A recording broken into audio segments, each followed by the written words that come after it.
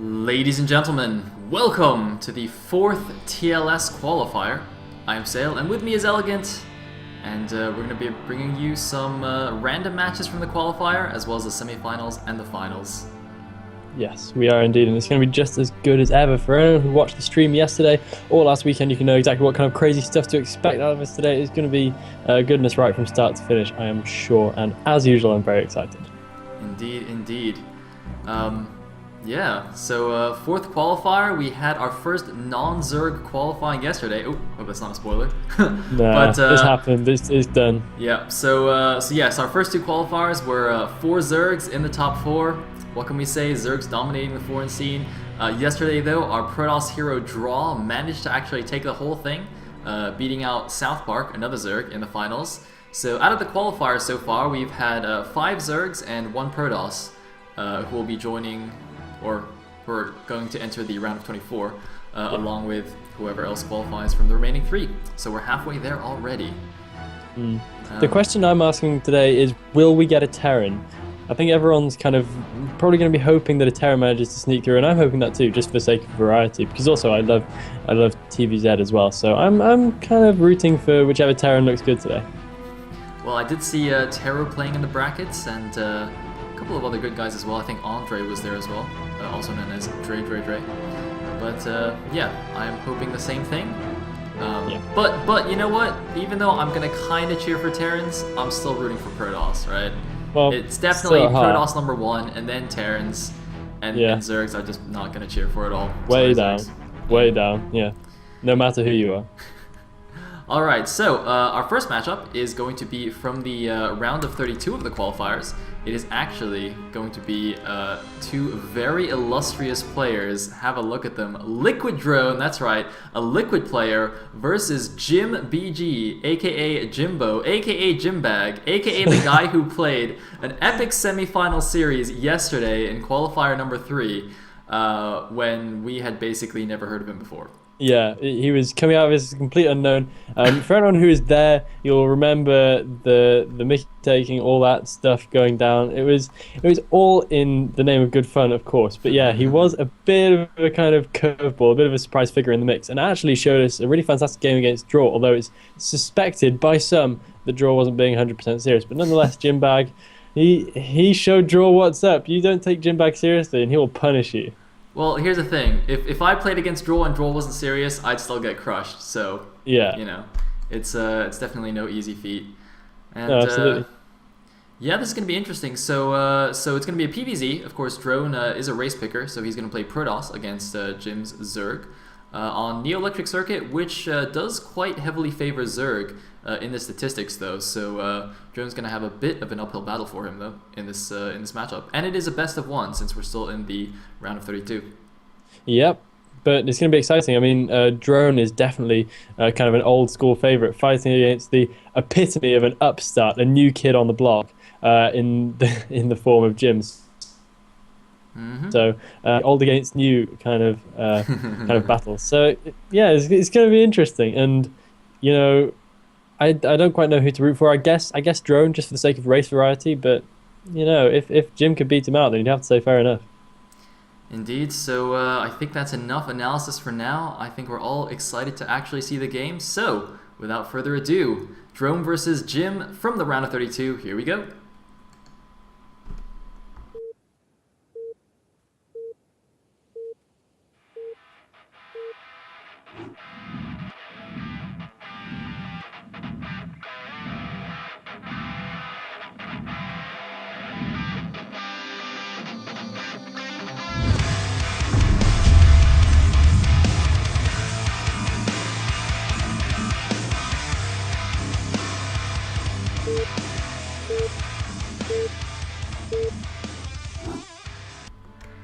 Alright, here we are in game number 1, and at the top left as the green Protoss, we have TOT Ariador, aka Liquid Drone. I'm going to leave him as Liquid Drone there at the top left, just because it feels awesome to commentate a Liquid player, and TOT is, of course, unfortunately no more.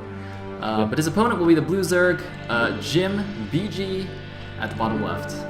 Okay, I hope my Brood War can handle life today. It's been a little bit dodgy. It looks like it's being a little bit dodgy now. I'm not quite sure what's going on with that. I can assure everybody it's not lack of computing power. I don't know what it is, but yeah, hopefully it just behaves itself good and proper. So yeah, this is gonna be an interesting game. As I already mentioned, battle of the old versus the new, and Jim Rayner, of course, really unknown. So to the extent where we don't even know what his EVP is like at all. We have no idea. So he could have any kind of star. So it's going to be fascinating to see what he breaks out here. And will it be a TLS 9 pool? That's what we're all waiting to see.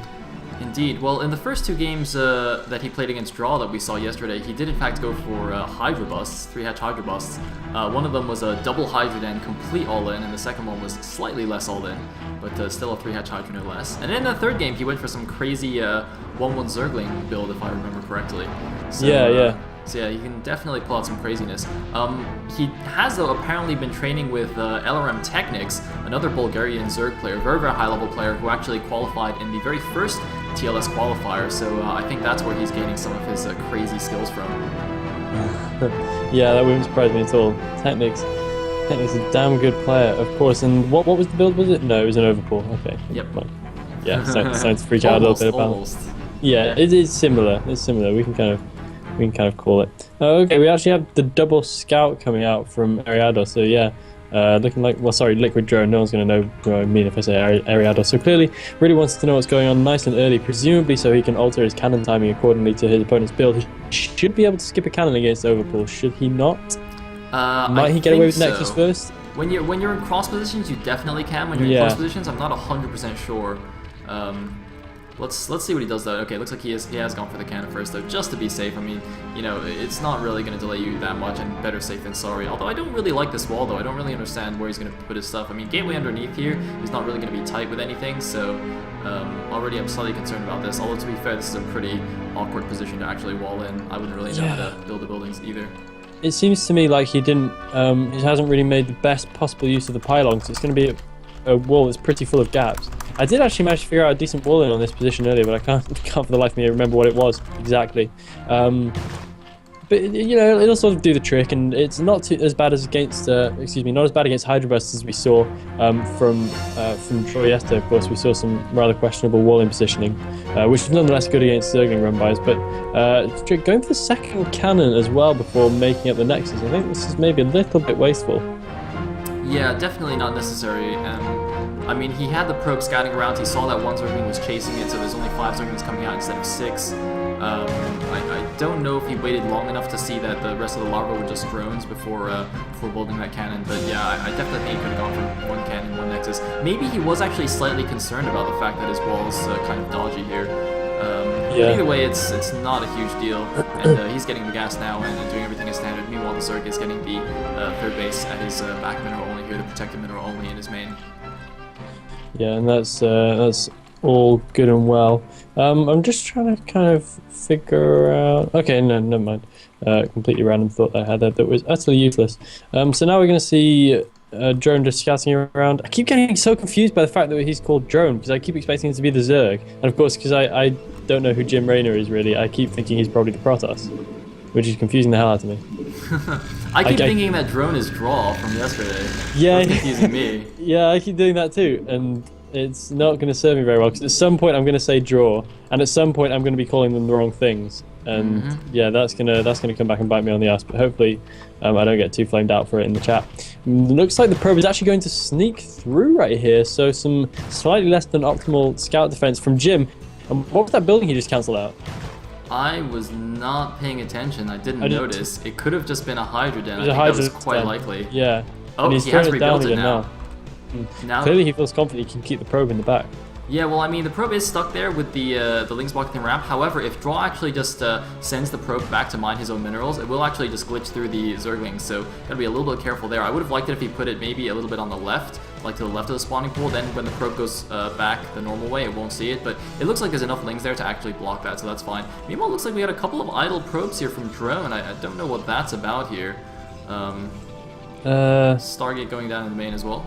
That's fine. That's a little bit weird. He's also seeming reluctant to transfer probes out to his natural. Yeah, okay, looks like he fixed those, man. That was a little bit concerning, because usually when you see weird things like that in the early game, it can sometimes mean there's a bug replay, and especially since Sir Joel made that post in the TLS thread about bugged replays, I've been freaking out. I was like, oh my god, if this replay's bugged already, that would be terrible. Yeah. Oh, that'd be so unfortunate. For those of you, sorry, just for those of you who like come from StarCraft 2 and don't even know what bugged replay means, occasionally in Brood War, because of the way the replays are saved, which is just like a list of commands, if one of the commands doesn't actually register properly, the entire replay just gradually gets completely out of sync with how that game actually went. So you just get completely random things like probes flying around and buildings dying without actually attacking them. It's really bizarre. So weird. It's fascinating to watch though. I had to laugh so hard watching the early stages of Torrent High Star League. That broken replay of Sir Joel actually had me on the floor laughing. I couldn't help it. It was just so ridiculously funny, some of the stuff that was going down for him. What was I going to say before? Oh yeah, it's really weird that Drone has decided not to transfer any probes to his natural from his main at any point. Yeah, the saturation in the main does look a bit more, or a bit much. It's weird. But yeah, he has both fast robo, and I like this because it means he's going Ser Reaver, and that's what I like to see. Ser Reaver has got to be one of the most exciting PvZ strategies, at least to watch. And it's superb if done well. I mean, it can be really hard to deal with if you do it right. If you do it wrong, you just end up kind of trapped in your base for a while and then ultimately dying to huge amounts of Hydralisks and whatnot. But yeah, done well, it can be a very terrifying strategy, and it all depends really on multitasking and keeping the Zerg guessing and pulling him all over the map so he can't establish his defense too strongly and just like keep little pockets of Hydralisks everywhere to shut down your shuttles too easily. Yeah, it looks like Drone's going to be very adequately defended against his Hydra Burst. He's actually throwing down more photon cannons. Don't know if that's quite necessary. We don't have any Hydralisks out on the map here, and he should know that using his scouting Corsairs. He's not defending against that many, although having said that, there are still more Hydralisks being produced. Yeah, I think he's just a little bit scared. Ooh, almost losing that first Corsair. Just because when you go for Ser Reaver, your ground army is essentially non-existent for the early portion of the game. So the only thing defending you from the Hydras is in fact photon cannons. Even when the first Reaver comes out, you don't want to just leave a Reaver at home to defend you. You eventually want to move out with it and attack. So you do actually need these early cannons. By the way, it looks to me like he's only got 2 guys on his natural gas still. I think that's a mistake, and that could actually be quite a costly mistake here. Ser Reaver's not exactly cheap on gas. No. It's gonna be hard for him to fix that later on as well, because like you were saying earlier, Ser Reaver, you need to kind of pull it off well to actually make it even somewhat effective, and it is definitely one of the most mechanically demanding strategies there. I mean, you gotta have a lot of you basically have to babysit your Reaver and your Corsairs the whole time while you're running around in the Zerg base, and then while you're doing that, you obviously don't want to fall behind on macro either. We actually see a second robo here. That's interesting. Oh, we do. Okay, that's curious. So. Okay, wow, that's intense. He's going to go for presumably a whole lot of Reavers in shuttles. That's going to be crazy stuff. So he's getting the Reaver, the shuttle speed a little bit late as well. I'm not quite sure why he hasn't got that already. That's really delayed. So his harassment time is not necessarily going to be great. He's having to throw down extra cannons as well in the back just to prevent the Lurkers from getting up through those temples and just destroying everything really, really easily in order to protect that extra Nexus, and of course his main as well as an extension of that. But those cannons should be enough to see away these Lurkers for now, although the later the game goes on, the more of a danger that becomes. Yeah, fortunately, Reavers are quite good against Lurkers and Hydras and all manner of Zerg ground units. But this double robo thing is actually quite unusual. Even when you're going Ser Reaver, sometimes you see like double Stargate for more Corsairs, but it's very, very unusual to see double robo for Reavers. So usually you just get one robo and just keep pumping Reavers from it, and then you just kind of transition out into a regular mid-game army from there. So you start adding on gateways, and you get the High Templar and the Dragoons and whatnot, and you just kind of have a few Reavers sprinkled into your mid-game army, but you don't really focus on the Reavers that much. So I'm curious to see exactly how much Reaver action he's going to be doing here. Presumably a lot. And first level has actually come out with 2 Reavers in it. I think it needs to be a lot because he's made 2 robots. He's going to have a lot of Reavers, and if there's not a lot of Reavers, oh no, he's going to lose all his Corsairs. Okay, he's lost 2 of his Corsairs. He's got a very, very small fleet of Corsairs. I think he's banking on Jim not making a Spire, because of course if Jim made a Spire, it'd be so easy to snipe off a slow shuttle. But it looks like the shuttle's actually going into the natural. 2 Reavers drop down. Will either of them get decent Scarabs off? We might. Oh, nice Scarab on the back line of the drones right there. He's going to maybe be able to take out a few Hydras before he has to leave. I wouldn't recommend he hangs around for too long, because there are Hydras coming back, and now shuttle speed kicks in, so he's going to be heading into the main as well, where there are still some drones. There are still some drones of Mineralonia as well. He might be able to catch a whole stack of them right here. Oh my god! no! Nice shots there. Gets almost all of the drones on the line, but he's got to be very, very careful. I think he should just sack that Reaver. Yes, he does. Yeah. Just turn around and goes to the mirror only. Is he going to drop once again? He is going to drop once again. The drones! Oh no, the Scarab's dudding. It's a dud. Oh, bugs out on the Hydros. Oh, no. Although it looks like he's not done yet. He's got to be a little bit careful with this shuttle. Yeah, he's going to back up now. But that is his only shuttle at the moment. Although he can obviously produce them quite easily from his double robos. It looks like, fortunately for him, he's also spotted the 6 o'clock expansion attempt with this Reaver, so he's going to start taking this down. Although he's not leaving his Corsairs with his shuttle, which doesn't actually matter because there's no spire, so no Scourge. He's seen everything by now, so he knows that the Scourge are an impossibility. I'm surprised that Jim isn't looking at all interested in going and shutting down that Reaver at the 6 o'clock. He cancelled the base out, but he could have probably picked off that Reaver right there. But he looks more interested in the Corsairs at this point, which are probably going to bag 1 or 2 Overlord kills. That Corsair count not looking as high as it might. Okay, there are a couple more, so he does have 5 Corsairs, so I suppose that's a pretty significant figure of Corsairs to be dealing with. And there are 3 Reavers now in the natural. That natural is impenetrable, but I'm not quite sure how he's going to make those Reavers count out on the map.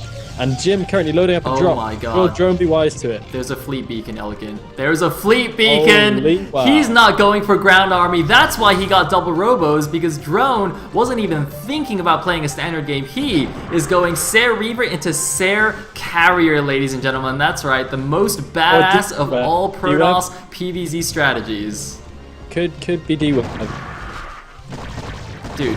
It's gotta be carriers. Dude, he's got no gateways, and he's getting armor. He's found the drop. He's found the drop. He's killing no! He gets the entire army of Jim before it even manages to land. He gets 3 Overlords before they even unload or anything. Or was it 4? And there's a handful of Hydras going to make it out. But oh, what a loss right there for Jim, losing the majority of his ground army before it even gets back to the ground. So that's pretty major stuff, and the Reaver's easily going to mop that up.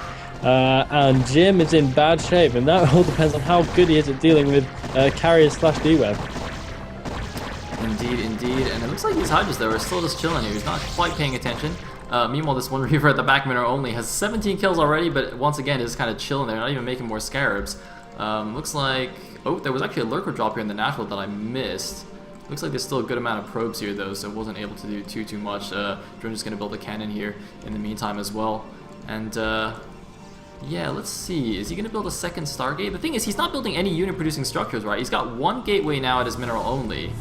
Yeah. But so he's literally got. Well, actually, no. That's his only gateway, right? So he's got 1 gateway, 1 Stargate, and 2 robos, and that's like all the unit-producing structures he has. So it's still actually unclear exactly what he's doing. But if I had to wager, I would guess. Carriers, because if you're gonna switch into carrier, if you're gonna switch into a ground army, you definitely needed the gateways by now.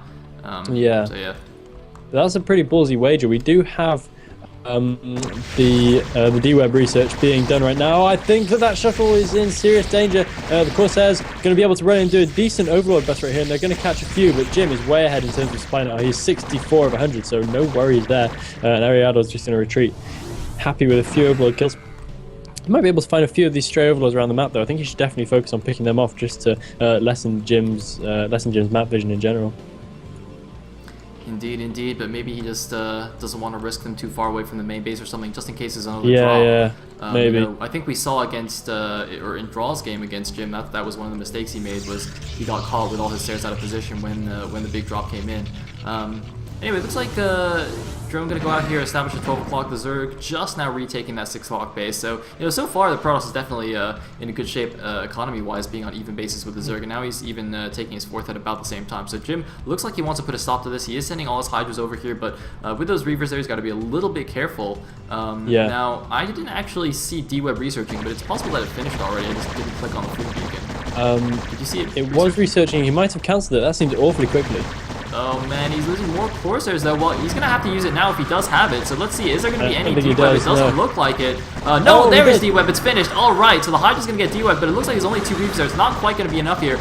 D-Webs weren't perfect, so this base is probably gonna have to be... No, never mind! 4 more Reavers coming in from the back. Alright, that's gonna be plenty. Yeah.